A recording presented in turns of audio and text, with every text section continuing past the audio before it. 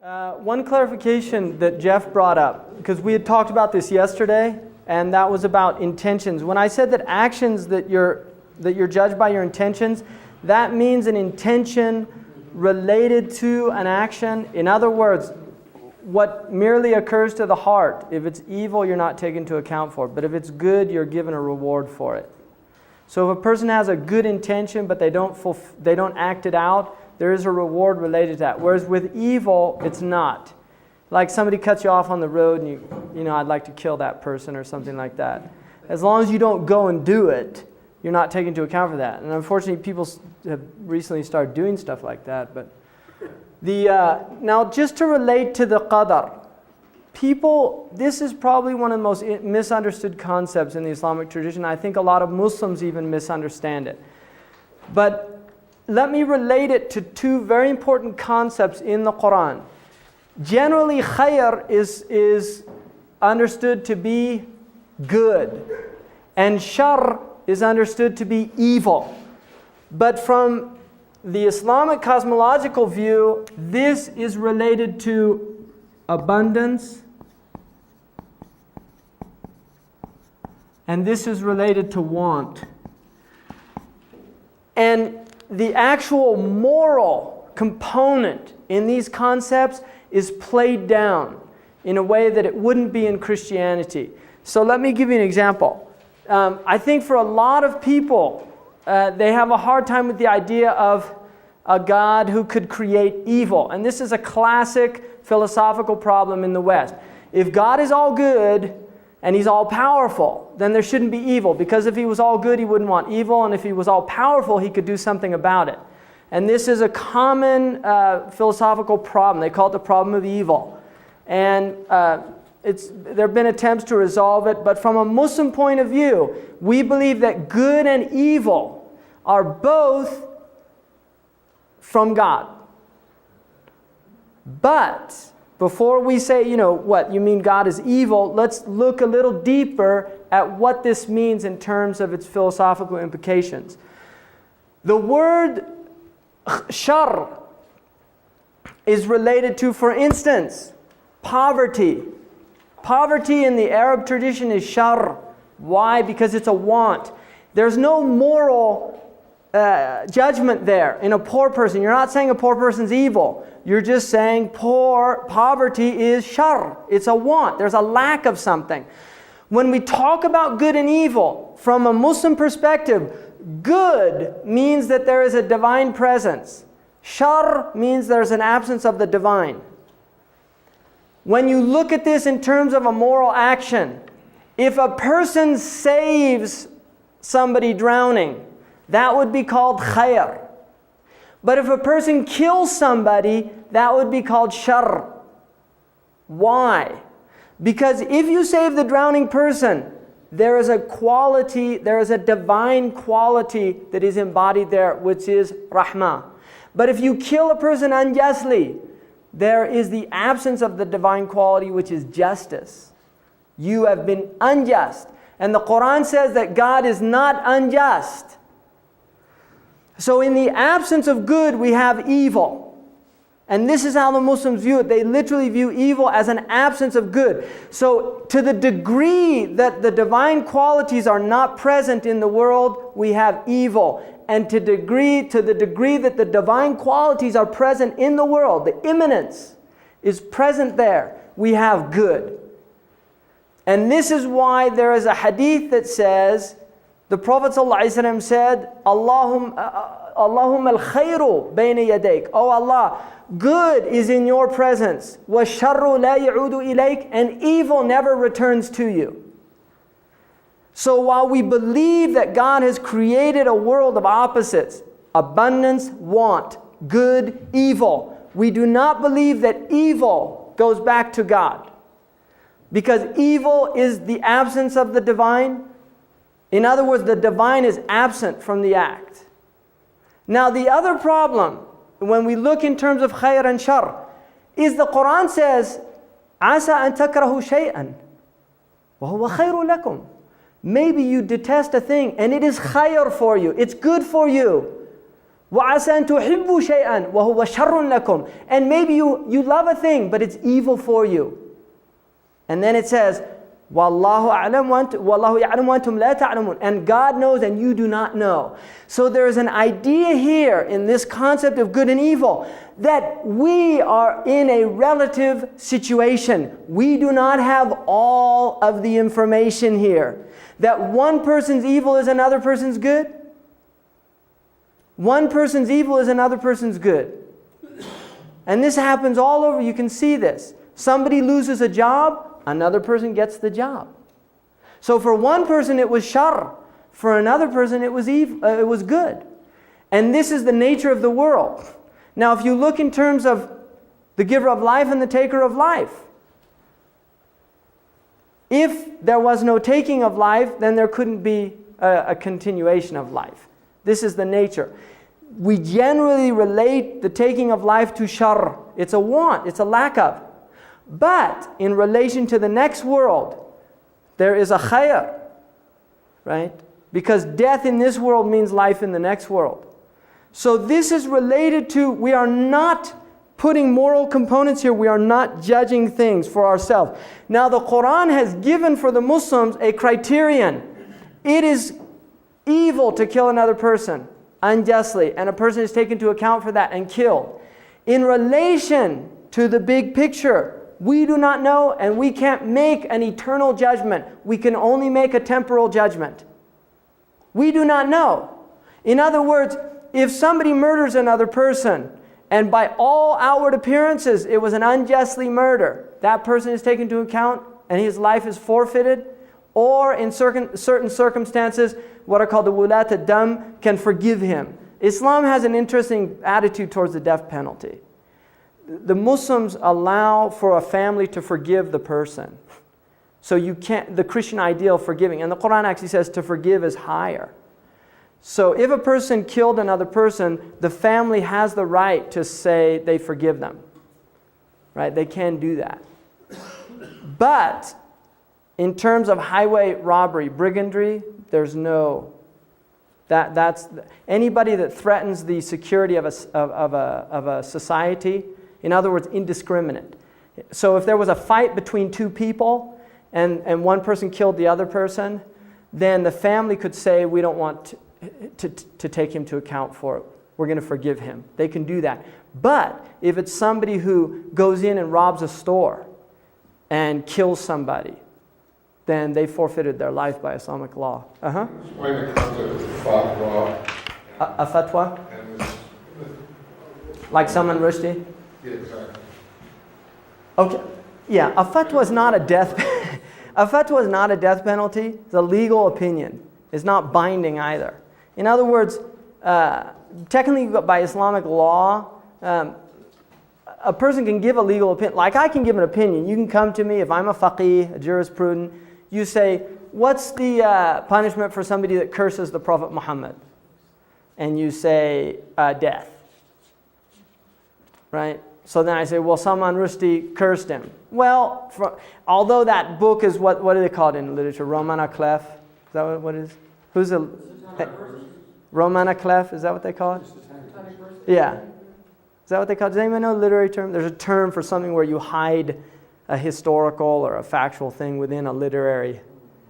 I think it's Romana Clef. I'm not sure though. Anyway, somebody can say, well, he slandered the Prophet Muhammad. Salman Rushdie would say, look, this is a piece of fiction. By Islamic law, that was completely unacceptable. In other words, you have to take people to trial. You can't just kill somebody. Muslims we're not vigilantes. There's actually a procedure. And apostasy has, what's that? I said you have a difference with the Rushdie was clearly an example of the difference between the sacred and the profane. That's one way of looking at it, yeah. I mean, I think, the modern West, I think Norman Mailer actually during that time said, heresy has made us free, long live heresy. In other words, there are a lot of people in the West that see heresy as a good thing. And it's interesting, this gets to this whole idea, because heresy in Greek, Heretikos means to choose for yourself. It's what they call the middle voice in Greek, the verb, heren, which is to choose for oneself. So I choose my own way. I'm not going to choose, the way religion tells me or the way God tells me or the way. I choose my own way. And that is the original meaning of a heretic. Somebody who chose their own way, who did not submit to. And in the West, we certainly have a tradition now, a post-Enlightenment tradition, which is really, we don't have to be subservient and submissive to a church or to some doctrinal authority, some dogma. That the individuals should have a right to choose what they believe, to choose how they want to worship, or how they don't want to worship, right? So that's very strong, I think, in modern Western tradition. And a lot of it is a reaction to the abuses of the church during the Middle Ages and the burning of heretics and things like that. There was a lot of that went on. Now, in the Islamic tradition, traditionally, heresy, there are laws of apostasy. I think they're a lot more difficult to prove, but there is a procedure. You cannot simply condemn somebody as a heretic in Islamic law. They have to be brought to trial. The intention has to be looked at. Do you see? So, but that's a case where, politics is being used within a religious context. I really... The Iranian case. Oh, very much so. Yeah, because the Egyptians had a whole different reaction to it. Like the Azhar, they had a different reaction. So, here was a case where... Because I'll tell you something about Muslims. Muslims take the Prophet Muhammad ﷺ very seriously. They really do. And it's interesting that the Iranians also condemned the Greek author who wrote the Last Temptation of Christ. They also condemned him as disparaging a prophet, but that didn't make news. Do you see what I mean? So they were just across the board. You make fun of prophets, you're asking for trouble from us. That was their idea. Now that was true. There's still laws on the books in England, apostasy laws. There are laws in England, but they did not relate to the Islamic religion, right? They relate to the Christian religion. So technically there are still in certain countries, there are laws against, like in Greece and other places, there are laws against making fun of prophets, disparaging prophets, things like that. So a fatwa is just a legal opinion, and it's non-binding. It is non-binding. Killed, what's his name, Rushdie. Is it justifiable? I mean, he seems to fear for his life. If Rushdie was in a Muslim country and he did disparage the Prophet, that by Islamic law, if he is tried and found to be guilty, that the punishment is death. That is a punishment for any prophet, Abraham, Moses, any of the prophets, not just the Prophet Muhammad. He just has to stay out of a Muslim country, he's okay? No, I don't think so. Because I think the Iranians have, they offered a reward and things like that. So I think, he does fear for his life. Personally, I'm not going to go out and hunt down Rushdie and things like that. It's not my business. My understanding of Islamic law is that it's not a vigilante law. I can't take the law in my own hands. Because that leads to anarchy. Think about this societally. If I'm with some guy in private and I steal all his money, blow him away, and then I tell the judge, well, he cursed the Prophet Muhammad sallallahu alaihi wasallam. Good alibi, right? If you start thinking about it, it's crazy. You can't just, I'll give you an example. In Islamic law, if a man finds his wife in bed with another man, he cannot kill her. Absolutely not. He has to have 4 witnesses that see penetration. Pretty impossible, right? And I think you have to be pretty perverse to, go into a room and try to, see that. If people are under covers, you can't do it, not just on top of one another. Seriously. And if the only thing he has recourse to is if he does find that, immediately he has to do what's called mula'na, which is where he goes to a qadi, he says, I found my wife in bed, and then the wife is brought, and they do what's called mula'na, which is a mutual cursing. Each one swears that the other is lying, and on the 5th time they call the curse of Allah on them. If she does that, then she is absolved, but there's a permanent divorce, and the child does not go to his lineage. The child is not considered his child, right? If she doesn't, then she would be guilty of adultery. No, because it's related to lineage. That's the only reason.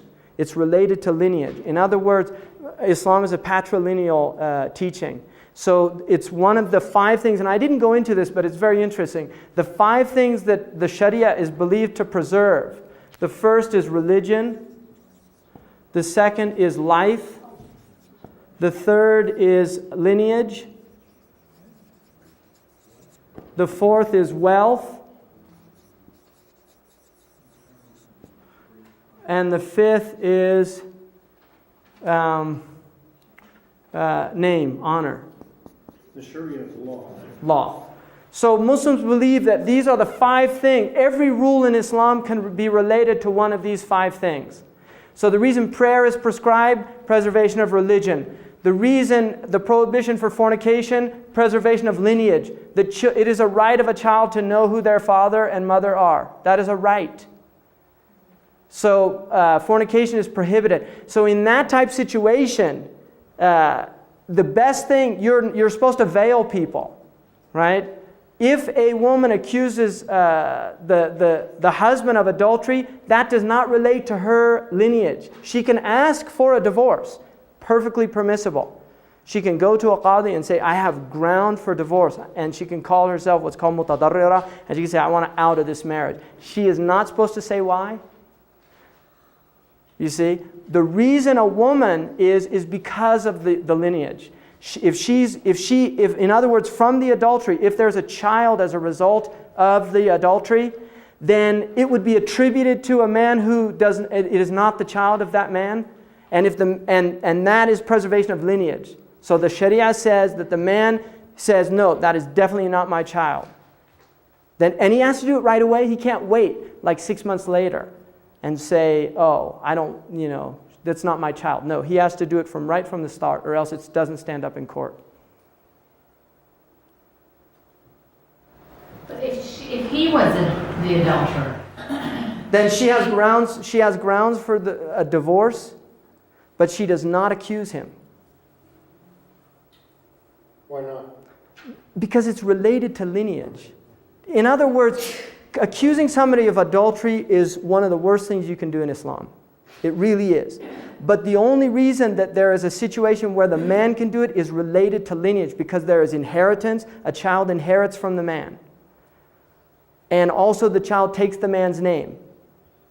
If it is not his child, then he does not want that child to have his lineage nor his name if he knows that the child's not from his seed. And that's the only time. And if she denies that, she is not condemned for adultery. But the child does not go to the lineage. She's not punished for adultery if she denies it. Do you see? Is this on Quranic teaching or on... Yes, it's Quranic teaching. Mula'ana. So the idea is simply lineage. It's not. You're not making a moral... Do you see what I mean? The woman is not taken into account for something if she denies it. Her denial stands up in court. But the marriage is she's separated from the man, and the child does not go to the man. adoption? There's no adoption in Islam. There's what's called wakala, which is where you take care of a child, which is highly encouraged. But the child never takes the name, ever. It's prohibited. And this is because one of the things the Sharia came to do was preserve lineage. The people should know where they come from. And this is why women, it is prohibited for them to change their names in Islam. A woman does not take the name of her husband because it changes lineage. Why is lineage so important? Because it relates to, within any culture, you have honor that relates to lineage. A bastard in Islam is not the same as a child born in wedlock. Shouldn't the honor supersede lineage? I mean, shouldn't there be a respect for life and Well, life is why a child is not aborted, even if it's a bastard child. Life is over lineage. If he bears the stigma. He doesn't bear a stigma. It's not on the child, it's on the parents. لا تزر وازرة وزر أخرى. No child bears the wrong actions of the parents, and that's why the child is not aborted. But it is a moral stigma for the wife. If it was born out of wedlock, definitely. She goes under the category of zaniya, which is a fornicator. Definitely. And the child itself is on the mother side. There's definitely stigma within culture. By the Sharia, the child is not supposed to suffer for it. But there's definitely a human failing here. You do have stigma related to it in Muslim cultures, but there's not supposed to be. Is there a set punishment for adultery, like stoning? If the person is if there are 4 witnesses witnessing penetration, and they have to be just witnesses, they have to be people recognized as upright in the community. It's impossible, I guarantee you. No, then she's punished. And there's a hadith of the Prophet Muhammad that a woman during his time came to her and confessed to her. And he turned away. And then she came here, she turned away. Till she confessed 4 times. And then he said, "Are you with child?" And she said, "Yes." He said, "Go have your child." She came back after a year, gave birth to the child. She came back and she said, "Tahirni, purify me." And then he said, "Go nurse your child." She went 2 years. She came back. And then she said, "Purify me." Because there's an idea in Islam, if you do a grave wrong action, not a minor wrong action, if you do a grave wrong action and you have the had punishment in this world, you're not punished for it in the next world. So what she was saying is, I don't want to take chances of being, whether Allah forgives me or not, I want to be certain that I don't have this in the next world. She said, "Purify me." The woman was stoned, and one of the companions said, "May Allah curse her." And the Prophet said, "Don't say that, because if her blood was spread over this city, there wouldn't be a wrong action remaining in this city." In other words, her tawbah, her repentance was so great. He was saying that her repentance was so great that this entire city would be forgiven had they gotten a portion of her repentance. Now there's another thing, if a person leaves the pit, then there's no stoning. For a person who confessed, if they leave the pit, then you have to cease stoning. Stoning, I guarantee you, it's very rare in the Islamic history. Very few cases, really. It's I understand what you mean, leave the pit. If they're able to get out? no. If they get out during the process, you have to stop. In other words, a person can say, no, I changed my mind at any time. But now a bullet has been taken as a substitute for stoning. No. That's unacceptable by Sharia. Yeah. Don't stonings happen in Saudi Arabia? You know, this is a gross gross breach of Islamic law. What takes place there? Okay, so it does happen. They do. They do implement that, but it's a gross breach of. I mean, you can't Sharia. You can't just apply piecemeal Sharia. It's a total system, and within a healthy Islamic culture, those things are very rare. For instance, in Islamic law, you don't go alone with a foreign woman. You don't. It's one of the things that is a condition within the society. It's part of the social contract. You don't what? You do not, like, I would not be alone with a woman who is not either a direct relative or my wife.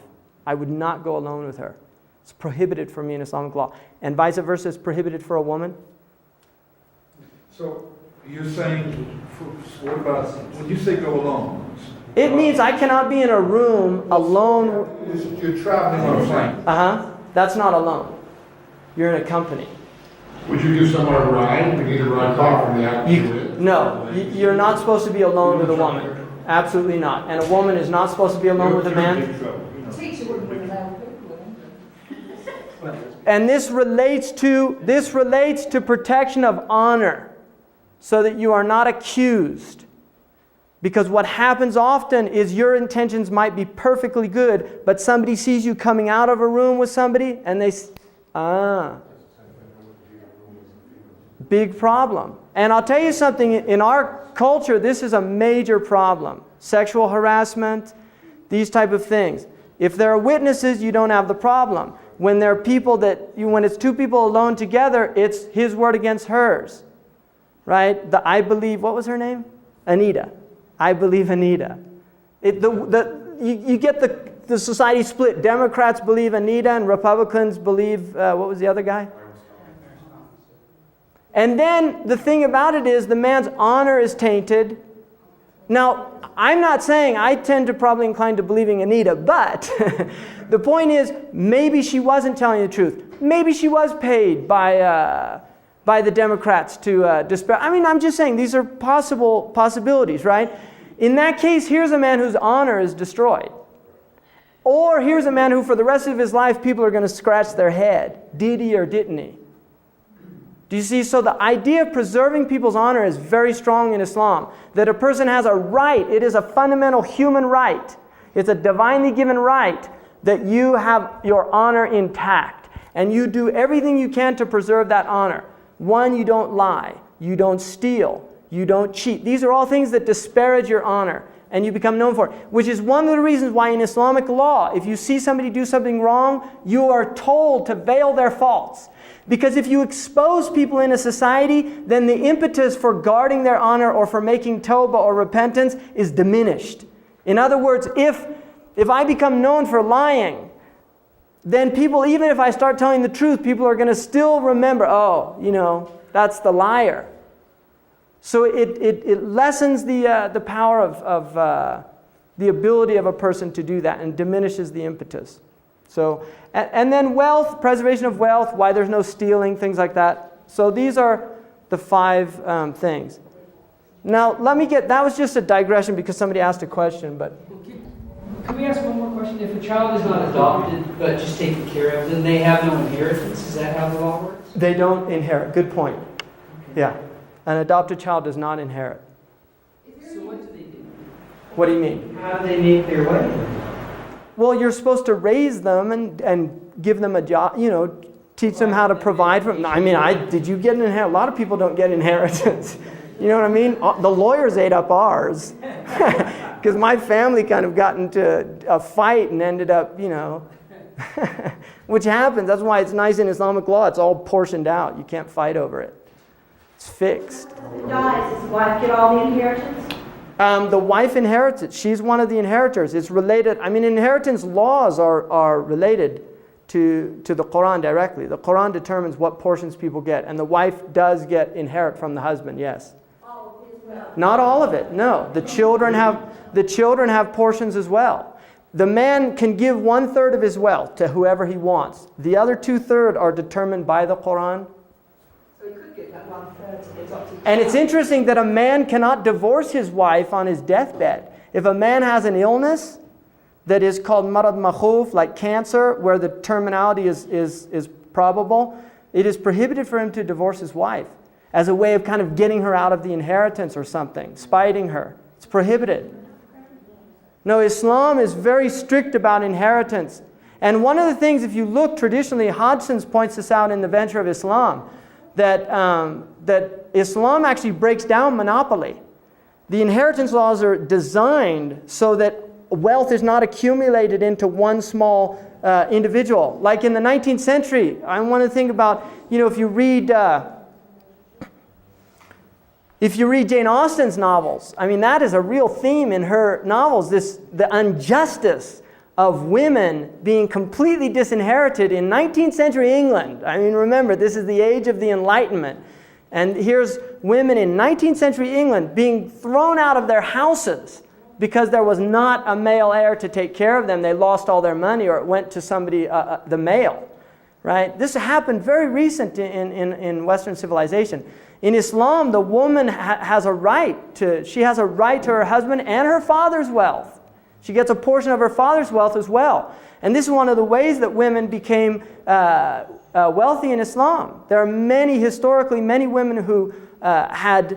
Hani is a wonderful example. She's in the Cambridge Encyclopedia of Islam. There's a little section on Hani, who she married a husband, and she actually owned a factory. And then the husband claimed that it was his, like community property or something. And it did not hold up in court, according to Ibn Hajar.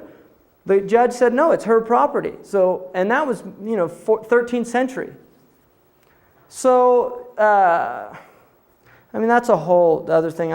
We're actually on Iman, because that's really related to Sharia. And what I'll do, inshallah, is when we do the section on the last hadith, I'll open it up to talking about some things about Sharia. Because I think Sharia is definitely one of the areas where there's a lot of misunderstandings, misconceptions in this culture. People see it as very primitive. law, and so I can talk about that and open it up to things. And another thing about the Islamic law is that there are many different opinions in the law. That the actual things that are clearly there's no debate about are not that many. Many of the situations there is an allowance for the intellect to understand and interpret the tradition.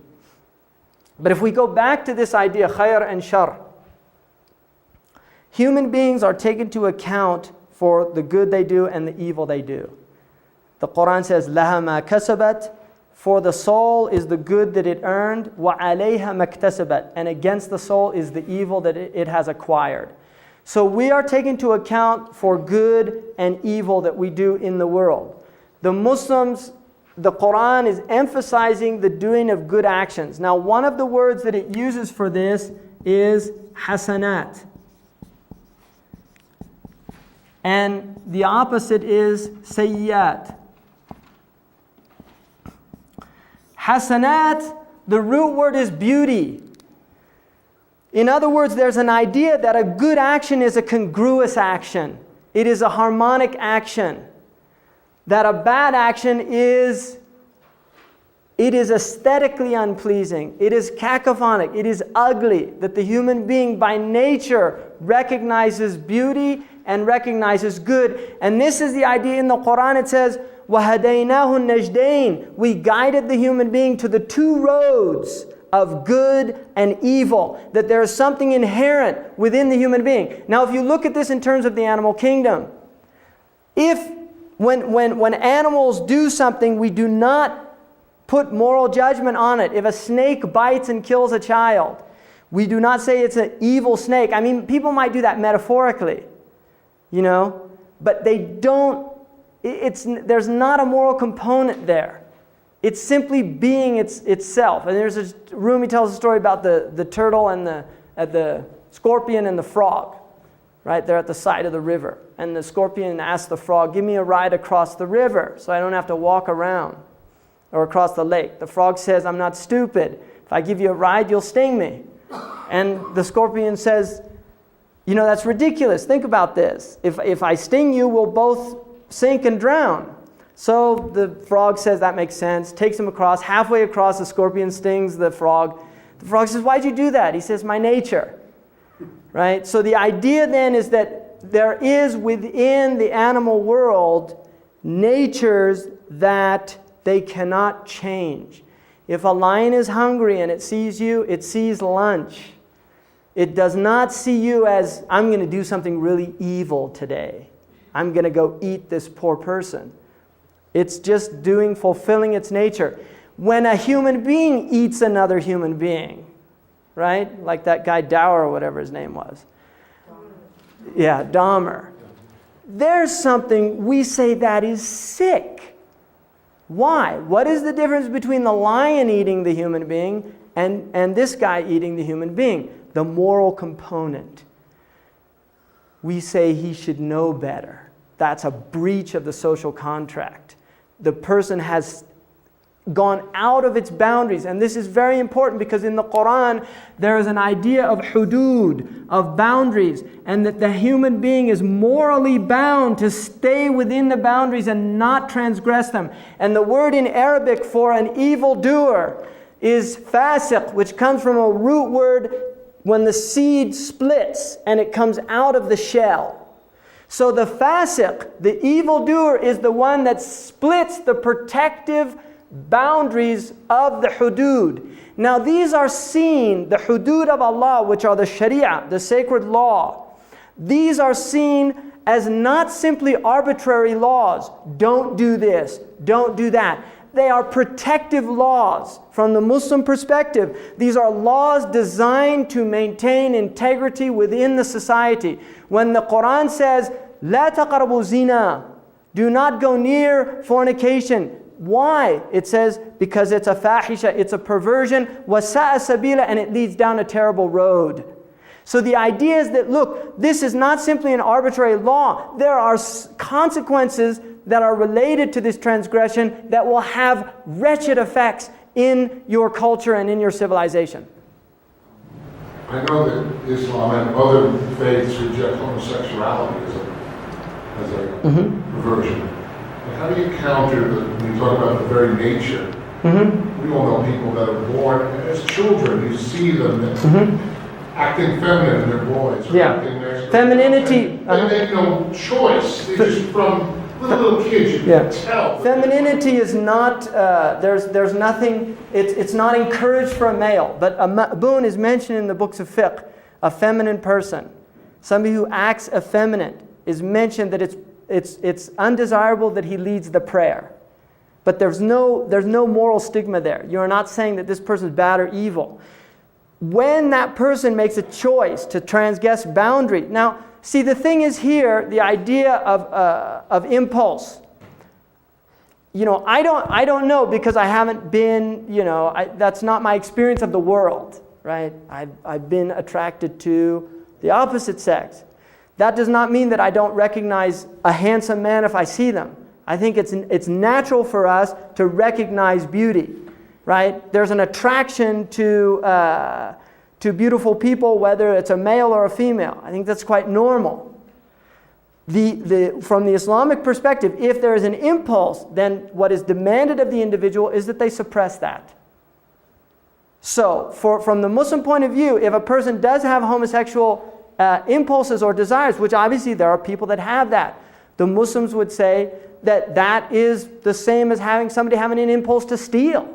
That they like something, they want it, and they desire to steal it. They have to say, no, I will not transgress the boundaries. That there are implications. And the implications, there's an idea within Western culture, modern Western culture, that as long as I don't harm anybody else, it's okay. From the Muslim point of view, there is a harm when it emerges into the public space. In other words, as far as the Muslims are concerned, what people do behind their closed doors is their own business. That is not my area of judgment. If I see an effeminate man, I should not assume that he's a homosexual by Islamic law. That's not my place. If somebody is openly doing these things, that is what becomes condemned. When there's an open breach. The same with alcohol. Somebody that makes wine in their house and drinks wine, that's between them and God. The minute they step out into the public space, then that is where the Sharia says no. Right? So in terms of Islamic law, what applies to them in this world is only what moves into the public space, not what's in the private space. But in terms of the next world, we believe that God takes people to account for the public and the private space. So that's really the way I think the Muslims would look at it. And the Prophet said that from my community there will be different types of homosexuality. He said there will be homosexuality of the glance, and homosexuality of touch, and then homosexuality of the action. It's in the hadith, yeah. And it's also considered one of the signs of the end of time and I'm going to talk about when we get to the end of time, with homosexuality and lesbianism become very prevalent according to the Prophet Muhammad. It is one of the signs of the end of time. And he actually said that men would marry men and women would marry women. That is in one of the hadiths. Now, in terms of are we predetermined to hell? Or are we predetermined? Which is obviously a question that your students are going to ask you. From the Muslim point of view, no one gets to paradise with their actions, but no one gets there without their actions. In other words, there is an idea that we cannot be grateful enough for the gift of life, for the gift of sight, speech, hearing, power, volition, all of these things. And therefore, anything that we do is still a shortcoming in relation to what we owe God. There is that idea. So there is definitely an idea, like in the Christian religion, of grace, that you are saved by grace. The Christians would see it as through the blood of Christ. The Muslims would see it as through the grace of God, right? By the rahmah, the mercy of God. But the Quran very clearly says, لَيْسَ لِلْإِنسَانِ إِلَّا مَا سَعَى. Man, the human being, only has what they strive for. So you will see your actions. And your actions, you are taken to account for your actions. And this relates now to the last and final thing, which is the day of judgment. This is the 6th article of faith.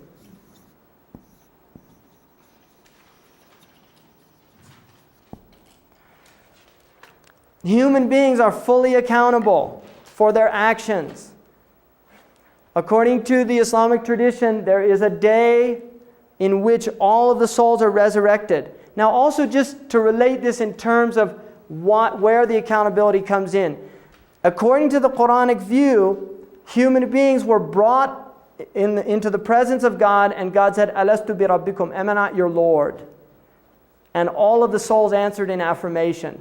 And this is the proof. And so what happens in this world is the soul is to be reminded of this.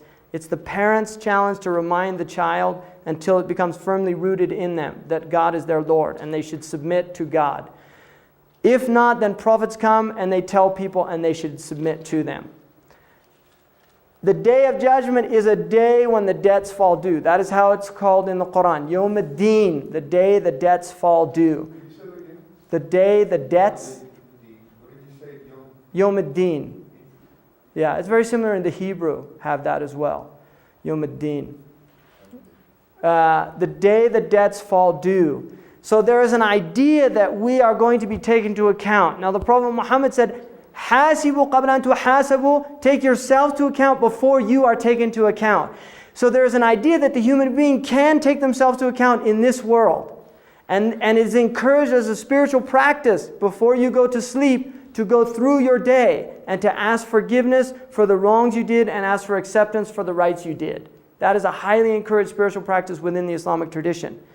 And if one does that with perseverance and sincerity, then that is in a sense a lesser reckoning. It is a way of facilitating the day of judgment. Now there's an idea, I'll just go through the afterlife experience in the Islamic tradition, what happens here.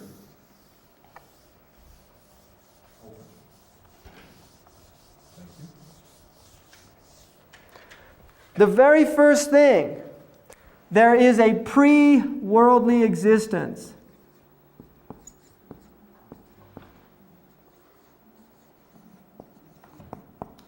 And this is the existence of the spirits, the souls, before we came into this world. The next stage is the worldly existence. And this is called dunya. Now it's interesting, in the Arabic language, dunya in Arabic means the lowest. In other words, this is the lowest. We're at the lowest level. What is above us is hierarchy. The highest level is the presence of God. Dunya is the lowest level. This is the life of this world. In the Quran is called hayatud dunya. The root word of dunya is, one of the meanings is grapes, like the famous fox in Aesop's fables. The grapes are just out of reach. And that is the nature of this world. There is an element in this world that the soul will never be content as long as it is in this world. But it will attempt to satiate its desires through the world. This is, like in Hinduism, they have the idea of the sensual, or even Kierkegaard's system. The idea of the aesthete, the person who spends their life in sensual experiences. These are attempts at assuaging this turbulence within the human soul. From the Muslim point of view, this is futile. The soul will never be at peace as long as it is attempting to fill the vacuum or the emptiness through worldly experience. One of the things that I think is happening in this culture now is human beings have become very jaded in their experiences. There's a need for continual and more extreme stimulation. It relates to I think a lot of it relates to the stimulation that people have with television, murders, violence, sexual stimulation. All of this stimulation is taking place within the brain. MTV is a very, I think, a powerful example of this, of just massive stimulation. What's happening, even I think Sesame Street, which is in a lot of ways seen as a very positive thing, I think for teachers it's a disaster because you're competing with entertainment. A child begins to think that you have to be entertained to learn. There has to be these cartoons coming in and this and that, and it all has to be fast. There's a cartoon of a little boy sitting in front of a forest and asking his father, "What's the plot?" Right? So there's this idea, of really, just this culture has become massive stimulation. Toffler's The Fast World. There's a beautiful film called Pawakatsi? Pawakatsi. Is the second one Pawakatsi? Wonderful film by a local filmmaker. And one of the things that he does in there is he's got the third world in slow motion. Right? So you see people like farming in Brazil and things. Traditional farming is all in slow motion. But then when he switches to America, it's all fast motion. And it's interesting what he's trying, what he's juxtaposing. Like he showed people eating in fast food restaurants really fast, and it's very, very strong to watch it. But the point being is that we are in a hyper-stimulatory state. What happens you reach thresholds, you want more stimulation. Now, there are people now that go out and do things to taste the moment that become very extreme and violent. Gangbangers.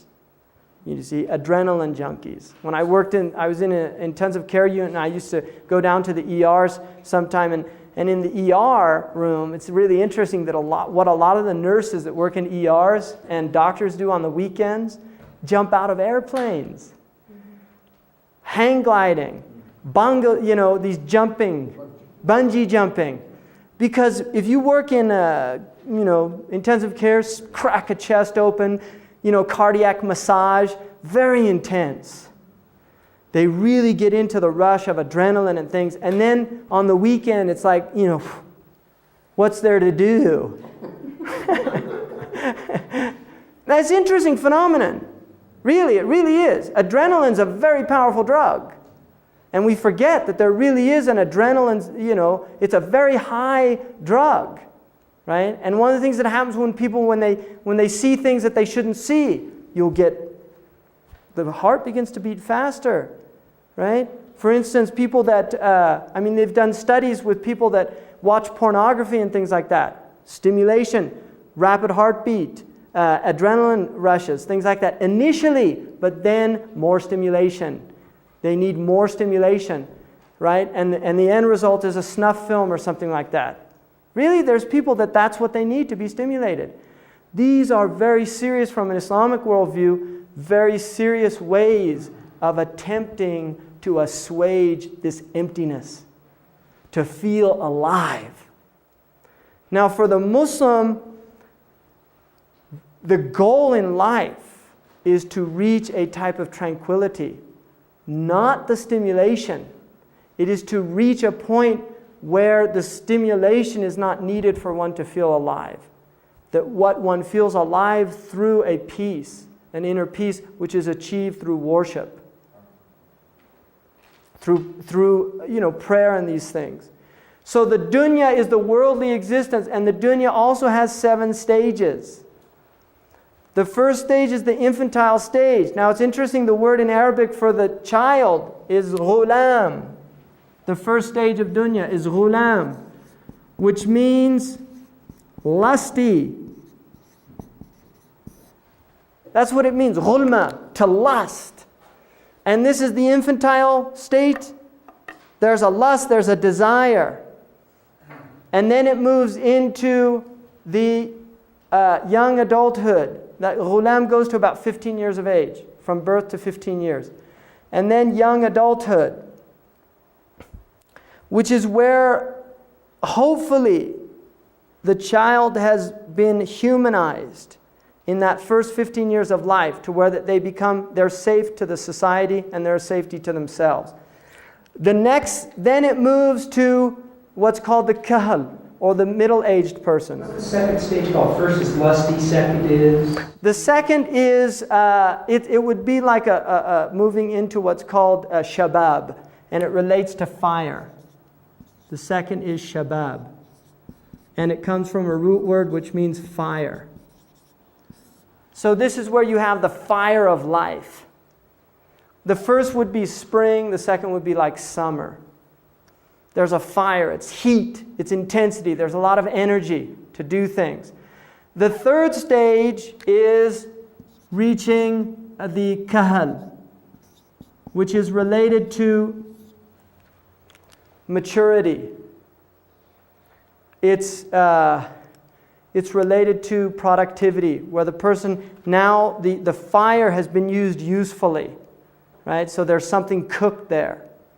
There's been something cooked and it's something worthwhile now. There's benefit to be had.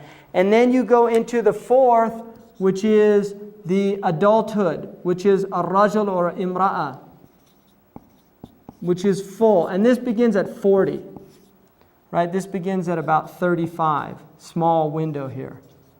So youth is from about 15 to 35. This is 1 to 15. 40 is a very important year in the Islamic view because it's when the human being is at their full maturity.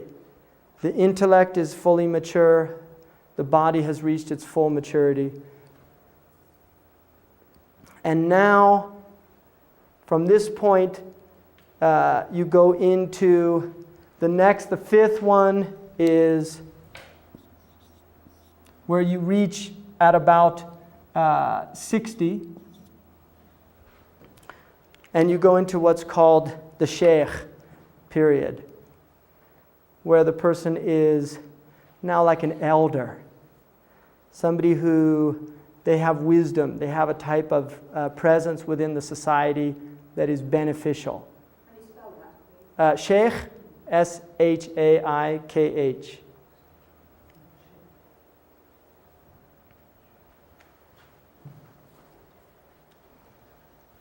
And then, there's a stage here that's broken up, which would lead to 7, which is the sabi, which is the infant, first 5 years or first 7 years.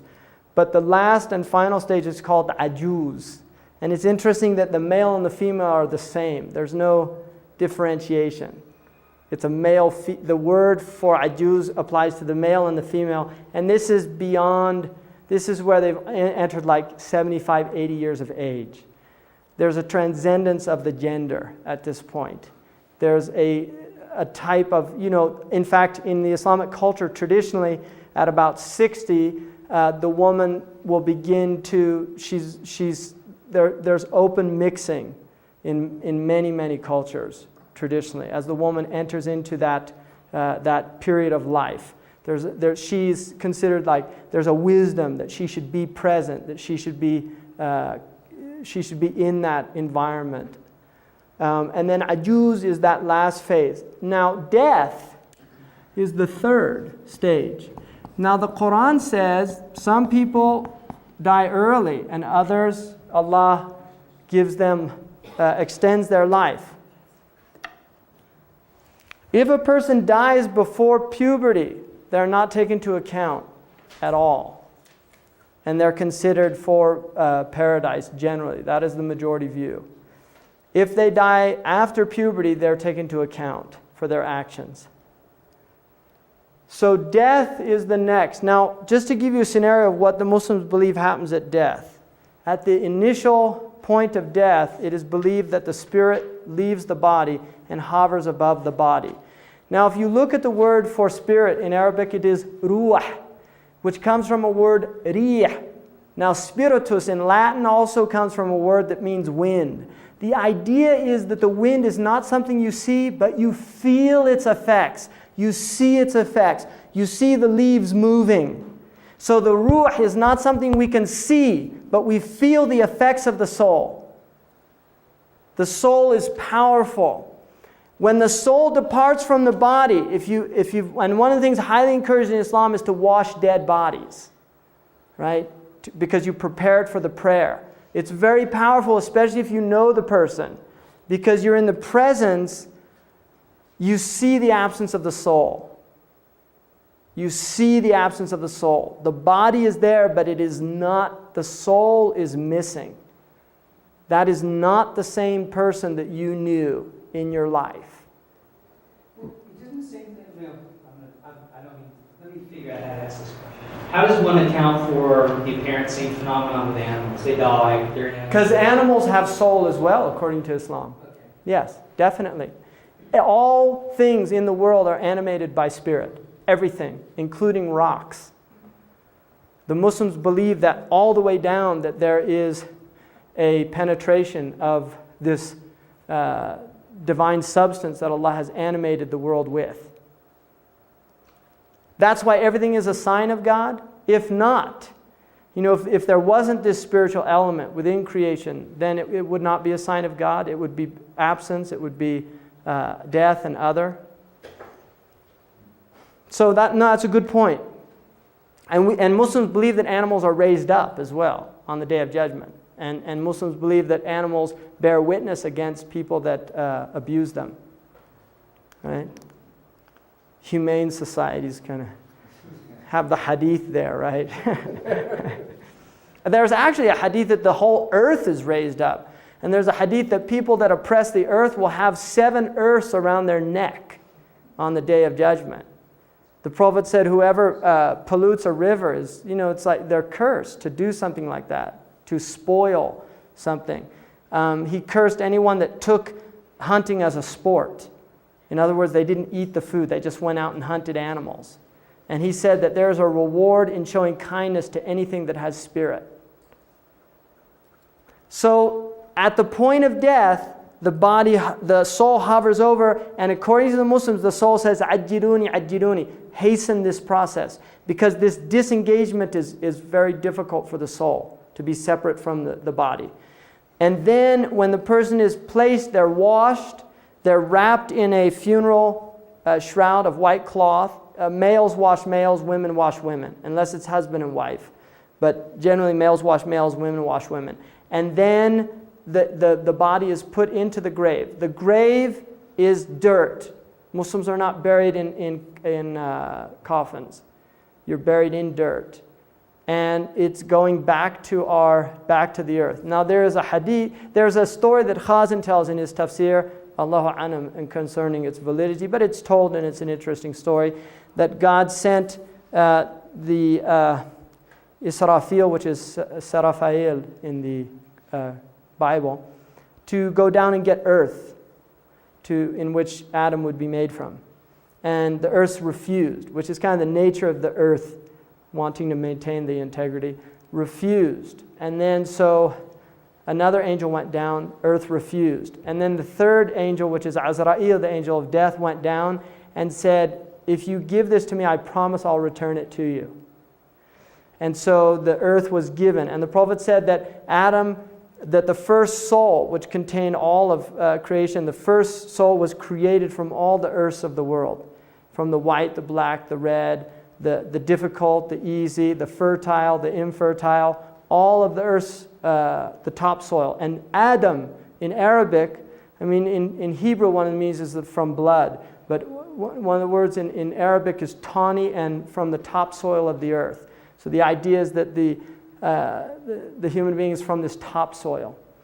And so Azrael separates the soul from the body and returns the earth back. And you can look in terms of clay, man being created from clay, scientifically, secondarily, because everything that makes up our body is about 70% water, and the rest of it is coming from the earth through the animals and the vegetables that we eat, right?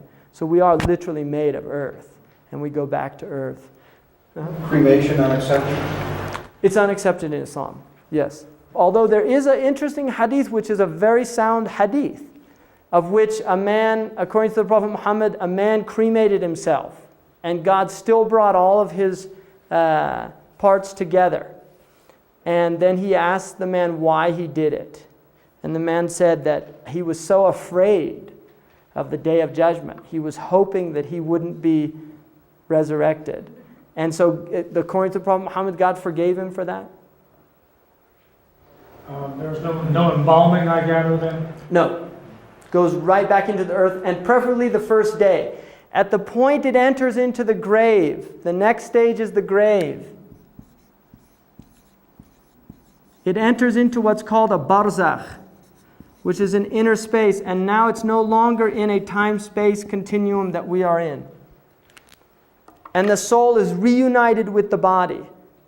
I mean, it's not coming back to life. If you dig up the grave, this is going to be a dead person there. But the soul is reunited with the body, and consciousness is there.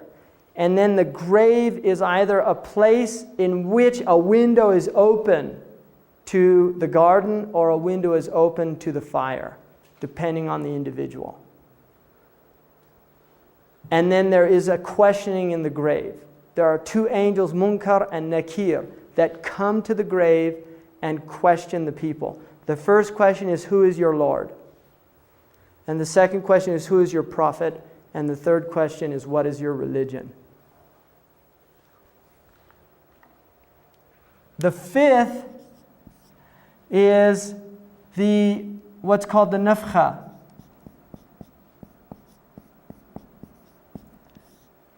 Which is that Israfil is the angel that is assigned to resurrection. The first nafkha, which is it means literally a blowing. The first blowing is all of the souls die. All of them. So there is an idea that life will stop. And the Quran says that just as the universe was expanded, it will be contracted at the end. In scientific terms, kind of like the big crunch, right? That it all comes back. And there is an idea of heat meltdown as well, because it says the oceans boil over, the mountains melt, everything is, there's a heat death. The Quran definitely gives an idea of a heat death at the end of time. And then the second nafkha is the resurrection. That there is a resurrection of the souls.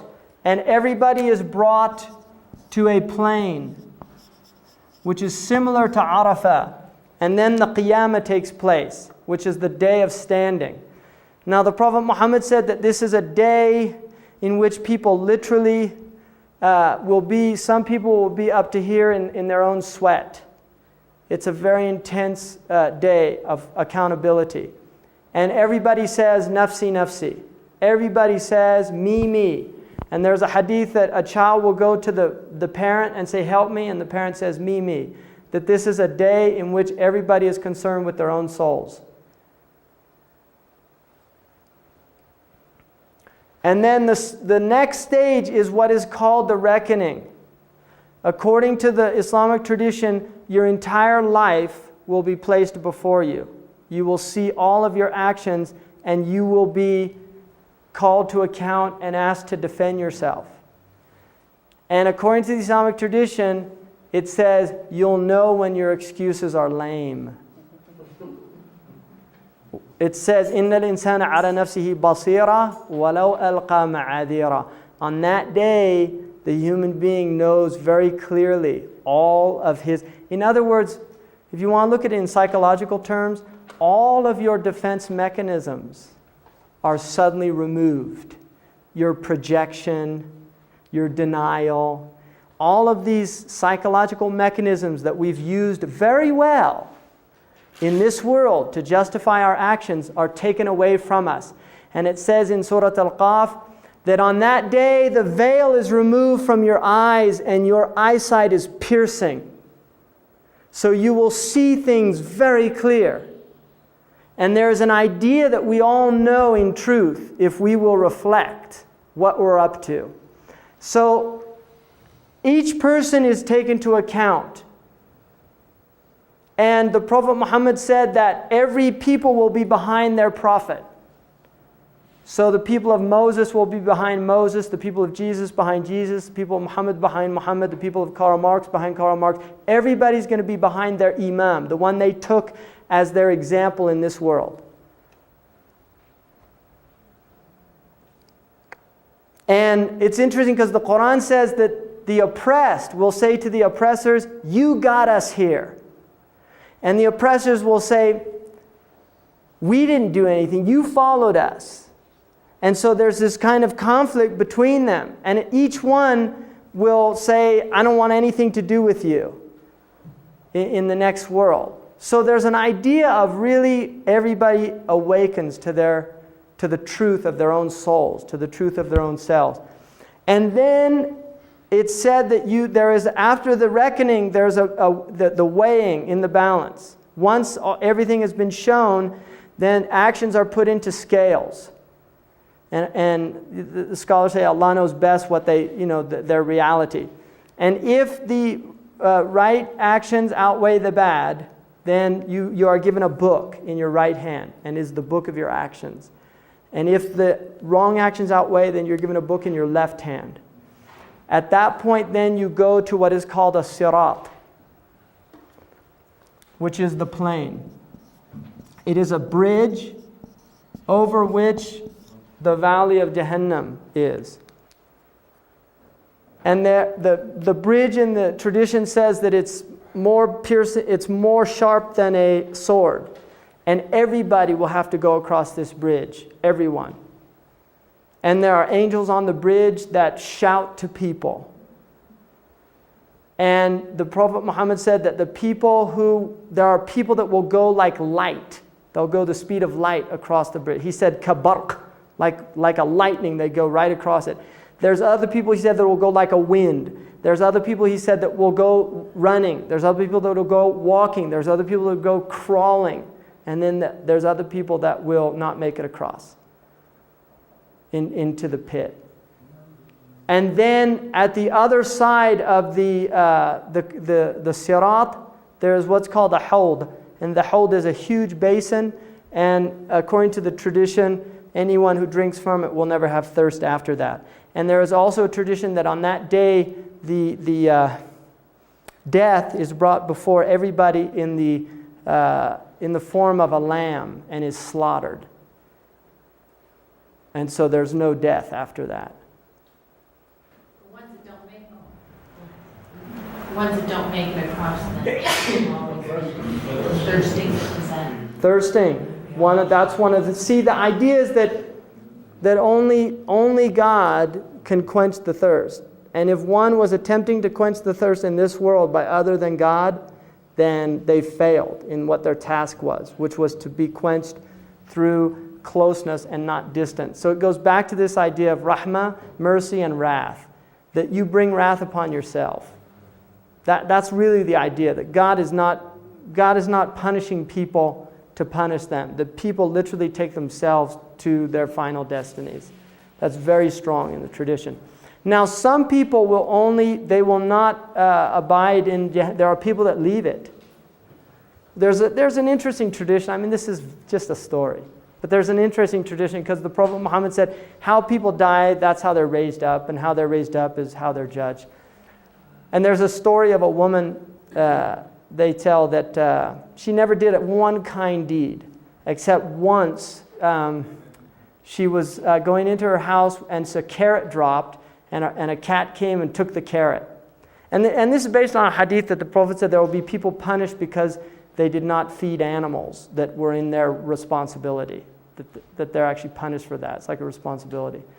And so this person was going to go get the carrot, and then just decided, no, I'll let the cat have it. And so they're in the pit of fire, and a carrot comes down. And so they hold on to the carrot, and they start getting pulled up out of the fire on this carrot. But then she looks down, and there's other people coming out holding on to her. So before you know it, there's a whole string of people getting pulled out of the fire because of this one carrot. And then she starts saying, no, this is my carrot. And she slips and falls back in. So it's just giving you an idea of that people, how they are in this world, it's going to be confirmed in the next world. That they're miserliness. Now there is a hadith that a prostitute, and it's a sahih hadith, that a prostitute went to a well and got water up from the well. And she saw a thirsty dog. And she said, this dog is thirsty like I am. So she put her shoe down and brought water up and quenched the thirst of the dog. And the Prophet said for that she was forgiven and given paradise. There's another tradition that says that a man, he used to loan money, and he would tell his agents, go out and ask to be repaid. And if they don't have the money, tell them not to worry about it. And so the Prophet said that when that man is brought before God, God says, I'm more generous than this man in forgiving his debtors. And he forgives him. So if you look in the Islamic tradition, there's very, very strong emphasis on forgiveness and rahmah.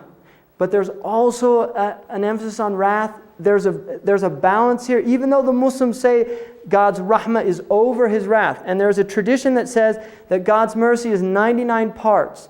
And only one part did he send down to the earth. And by that part of mercy, a mother shows mercy to her child. A foal raises its leg. The mare raises its leg from stepping on the foal. So the idea is that all of the mercy in this world that we see is only one small portion of the mercy of God. So there is a strong emphasis on God's mercy. But there's also a strong emphasis on the wrath. What happens about, say, your citizenship in a country causes problems, pollution, death? Right. Would it be a part of that citizenship? I think there's definitely accountability on all levels. Muslims believe in accountability, that complacency is, the Prophet said, being silent about something is showing contentment with it. So if you're silent about a thing, it means that you're complicit in the action. So unless to speak out against it would endanger your life. So there is an idea that people who feel that I can't, if I speak out, they're going to kill me or something like that, they're forgiven. Although the Prophet said the greatest jihad is to speak the truth in front of an unjust ruler. That is the greatest jihad. So there is definitely an idea of responsibility in one's actions and in what does. And politics is a problem. Henry Thoreau, he got arrested for not paying his taxes because he felt, the government supports slavery and he didn't want to support a government. And they say that Emerson went there, visited him in the jail, and he said, Henry, what are you doing in there? And Henry said, the question is, what are you doing out there? That we do have a social responsibility. Does the Quran or Hadith mention suicide? Yes. And I'll tell you something really interesting about that. There's a book called Life After Life by Raymond Moody, and there's a section in there about suicide in which he mentions a woman who committed suicide. She was actually declared dead, but then she was brought back to life after blood transfusions. And he interviewed her and asked her what happened. She said she found herself doing it over and over again. And the hadith, according to the Prophet Muhammad, said if anyone who commits suicide will continue to do that with the same intensity until the Day of Judgment. Although it is not considered a kufr. In other words, the person is not, if a Muslim commits suicide, they're still Muslim, they're buried as a Muslim. But it's one of the worst things that you can do. Also, if the balance of the mind is genuinely disturbed, they're not held accountable. No, absolutely. If somebody anybody who is out of their mind is not held to account by Sharia, right? Half the 20th century. By what standard, though? If they're out of their mind, do you need the full witnesses, for example? No. In other words, if somebody was clinically depressed to the point where they were non-functional, the accountability, it's hard for the accountability to be, those things, it's just difficult. They're gray areas. But the idea is that if they really are not functioning, that accountability is based on sound intellect, that is part of accountability. And this, again, like in Islam, you have somebody who's all their life they've been punished. Since their time they were born, beaten as a child and all these things. They become sociopathic. Or from an Islamic point of view, when they reach adulthood, they're accountable. In real terms, we would say, Allahu A'lam, what's going to happen on the Day of Judgment. Because the Prophet said many parents will be taken to account for what they did to their children. You see? Because it is the parents' response. It's a trust. That's why parenthood is so strong in Islam. It's because it's a divine trust. Children are a trust in the hands of the parents. And if they betray the trust, then they can destroy the children. I'm going to open up to question, discussion. If a child dies before puberty, do they go right to heaven? According to the tradition, Abraham takes care of the children who die, the children whose parents are for paradise. Abraham takes care of those children in his hadana, what's called hadana.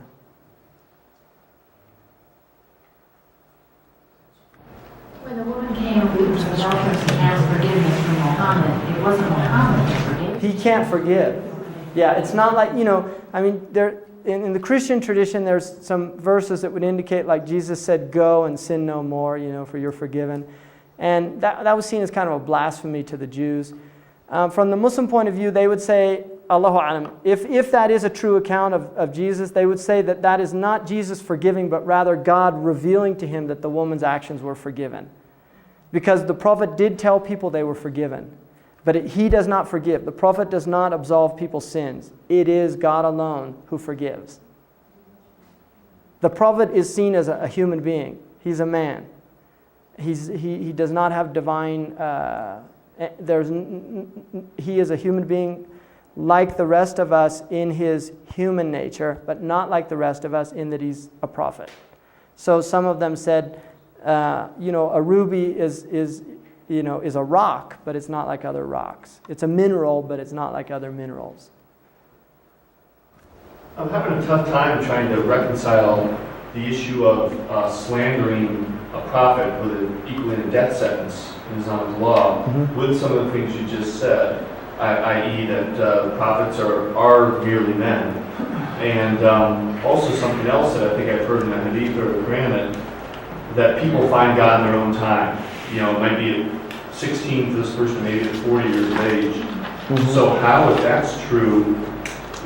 Well, there would be no... Because, if you slander another human being, you're whipped in Islam. In other words, if I accuse somebody in here of adultery, the Islamic punishment is that I'm whipped. Okay. Because that is prohibited to do that. And there's very severe consequences for it because of its impact on society. If you do something to a prophet, it's very serious, with the idea that the prophets are impeccable in their character, that they are people that have only brought good for human beings. And if you do want to say something about them, then you say it not in the public space, in the private space. In other words, that's again between you and God. But if you bring that out into the public space, then it creates a type of tension in the society that is very serious, according to the Muslims.